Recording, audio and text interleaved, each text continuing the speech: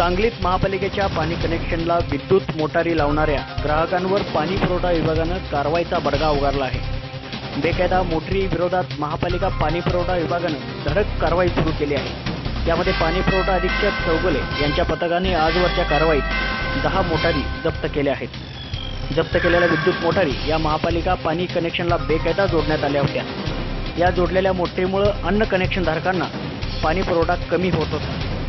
त्यामुळे पथकानं अशा मोटारी जप्त करण्याची मोहीम सुरू केल्यानंतर 10 मोटारी जप्त करण्यात आल्या आहेत। यापुढेही पाणी पुरवठा विभागाची बेकायदा मोटरीवर जप्त करण्याची मोहीम सुरूच राहणार असल्याची माहिती पाणी पुरवठा अभियंता शरद सागरे यांनी दिली आहे।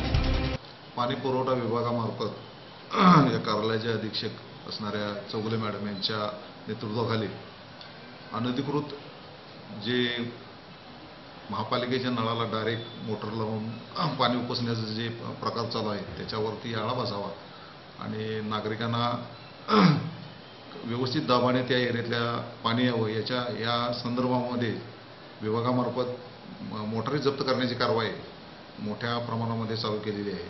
सुमारे आतापर्यंत 10 मोटारीवरती कनेक्शन धारकावरती आम्ही कारवाई केलेली आहे। बऱ्याचशा मोटारी आम्ही जप्त करून आणलेली आहे।